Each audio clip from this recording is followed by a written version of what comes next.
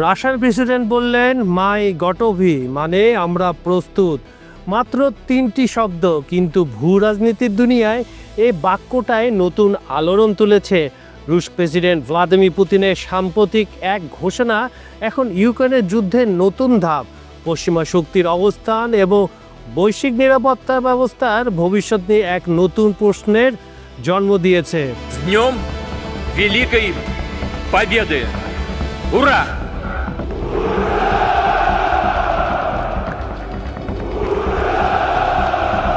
খবর সংযোগের behind the সিনে আমরা আজ আপনাদের সঙ্গে নিয়ে পুতিনের সেই শব্দগুলোর বিশ্লেষণ করার চেষ্টা করব।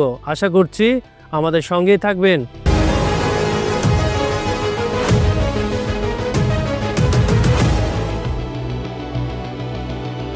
সাম্প্রতিক সময়ের এক ভাষণে পুতিন স্পষ্টভাবে বললেন, রাশিয়া বর্তমানে এমন এক অবস্থানে পৌঁছেছে যেখানে পশ্চিমা কোনো সামরিক বা অর্থনৈতিক হুমকি তাকে ভয় দেখাতে পারবে না।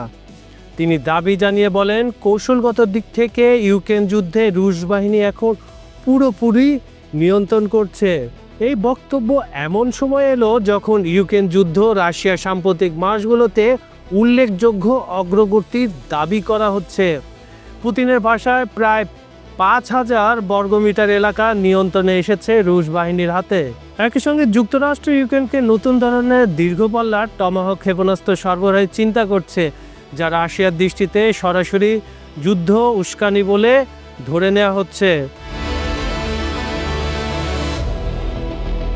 বিশ্লেষকদের মতে পুতিনের এই আমরা প্রস্তুত ঘোষণা বহু স্তরীয় বার্তা বহন করে, যাকে বলা হয় কয়েক ধরনের ডিমেনশন। আমরা সেই ক্যাটাগরিগুলো একটু খুঁজে দেখার চেষ্টা করি।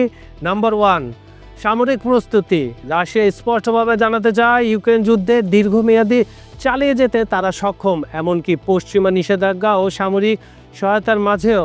এর প্রমাণ কিন্তু ইতিমধ্যে দিয়ে দিয়েছে, আপনারা তা জানেন দর্শক। নাম্বার 2, কূটনৈতিক প্রস্তুতি। প্রস্তুতি শব্দটি শান্তি আলোচনার দিকেও ইঙ্গিত করে। পুতিন বেশ কয়েকবার বলেছেন রাশিয়া আলোচনা থেকে পিছু হটছে না, তবে রুশ বাস্তবতাকে স্বীকার করে শান্তি হতে হবে। তার মানে দখল হওয়া ভূমি তারা ছাড়বে না। নাম্বার 3, মনস্তান্ত্রিক যুদ্ধ বা সাইকোলজি ওয়ার। এই কথার অর্থ পশ্চিমা জনগণের মনে ক্লান্তি তৈরি করার কৌশলও থাকতে পারে, যেন ইউক্রেনের জন্য অবিরাম সহায়তা পাঠানো নিয়ে সন্দেহ তৈরি হয়। ওয়াশিংটন, লন্ডন ও ব্রাসেলসের কূটনৈতিক সূত্রগুলো বলছে পুতিনের এই বক্তব্যকে তারা সতর্কতা এবং চ্যালেঞ্জ দুই হিসেবেই দেখছেন। এক মার্কিন প্রতিরক্ষা কর্মকর্তার ভাষায় পুতিন বারবার বলেন তিনি প্রস্তুত, কিন্তু প্রশ্ন হচ্ছে কোন কিছুর জন্য? শান্তির জন্য নাকি সংঘর্ষ বাড়ানোর জন্য? ইউরোপীয় বিশেষজ্ঞরা বলছেন এটি এক ধরনের পাওয়ার মেসেজিং। রাশিয়া দেখাতে চায় তাদের অর্থনীতি ও যুদ্ধযন্ত্র পশ্চিমা চাপেও ভেঙে পড়েনি। রুশ রাষ্ট্রীয় গণমাধ্যমে এই বক্তব্যকে জাতীয় ঐক্যের প্রতীক হিসাবে তুলে ধরা হচ্ছে। অর্থাৎ এটি সহজ ভাষায় বলা যায় পুতিন দেশবাসীকে জানাতে চায় যুদ্ধ শুধু ইউক্রেন সীমান্তে নয়, এটি পশ্চিমা আগ্রাসনের বিরুদ্ধে রাশিয়ার আত্মরক্ষার লড়াই। মস্কো ভিত্তিক রাজনৈতিক বিশেষজ্ঞরা বলছেন আমরা প্রস্তুত আসলে রুশ জনগণকে ঐক্যবদ্ধ রাখার কৌশলের শব্দ এটি। এই বার্তায় ভয় কম, আত্মবিশ্বাস বেশি। চীন, ইরান, উত্তর কোরিয়া ও গ্লোবাল সাউথের বেশ কয়েকটি দেশ রাশিয়ার এই অবস্থানকে ন্যায়সঙ্গত আত্মরক্ষা হিসেবে দেখছে। বিশেষ করে চীন বলছে পশ্চিমের দ্বৈত মানদণ্ড বিশ্ব স্থিতিশীলতা নষ্ট করছে। এশিয়া, আফ্রিকা ও লাতিন আমেরিকার বহু দেশে এখন রাশিয়ার বক্তব্যকে পশ্চিমা একচেটিয়া আধিপত্যবাদের প্রতিরোধ হিসেবে ব্যাখ্যা করে যাচ্ছে। তার মানে পুতিন বিশ্বের প্রায় অনেকগুলো দেশের সাপোর্ট পেয়ে যাচ্ছেন। এ নিয়ে বিশেষজ্ঞরা সতর্ক করে বলেছেন পুতিন যদি সত্যি সামরিক পর্যায়ে প্রস্তুত অবস্থায় যায় তবে ইউরোপের নিরাপত্তা সংকটে নতুন মাত্রা পেতে পারে।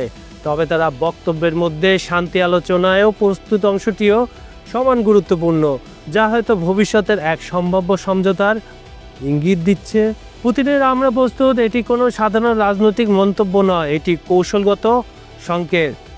রাশিয়া বিশ্বকে জানাতে যায় তারা চাপের কাছে নত হচ্ছে না, বরং নতুন এক বাস্তবতার স্থপতি হতে চায়। এখন প্রশ্ন একটাই, পশ্চিমা কি এই প্রস্তুতির বার্তাকে যুদ্ধ হিসেবে নেবে নাকি সংলাপের আমন্ত্রণ হিসাবে?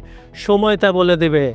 আমরা তাকিয়ে থাকলাম সেই ভবিষ্যতের দিকে। সুপ্রিয় দর্শক, খবর সংযোগের বিহাইন্ড দ্য সিনের অনুষ্ঠানটি আপনাদের কেমন লাগছে আমাদের কমেন্টে জানাবেন। আমাদের ভিডিওগুলো লাইক, কমেন্ট ও শেয়ার করবেন। আর নতুন নতুন টপিক, নতুন দেশ, কোনো উপমহাদেশ, কোনো ব্যক্তিত্ব নিয়ে যদি আপনার অনুষ্ঠান দেখতে চান, এই চ্যানেলটি সাবস্ক্রাইব করে রাখুন। আজ এখানেই বিদায় নিচ্ছি। আপনাদের সঙ্গে ছিলাম আমি, কাজল হায়দার। ধন্যবাদ সবাইকে।